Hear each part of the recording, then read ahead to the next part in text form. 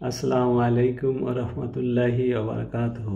সম্মানিত ভিউয়ার্স, আজ 28শে নভেম্বর 2025, 13ই অগ্রহায়ণ 1432 বঙ্গাব্দ এবং 6ই জামাদুল সানি 1447 হিজরি।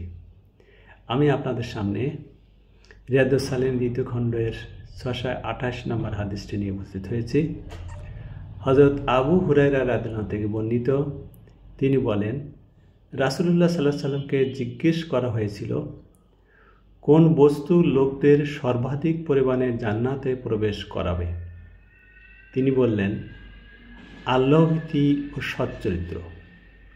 তাকে প্রশ্ন করা হলো, কোন বস্তু লোকদের সর্বাধিক পরিমাণে জাহান্নামে প্রবেশ করাবে? তিনি বললেন, মুখ ও লজ্জাস্থান। তিরমিজি শরীফ। ইমাম তিরমিজি রহমতুল্লাহ আলাইহি বলেছেন, হাদিসটি হাসান ও সহিহ।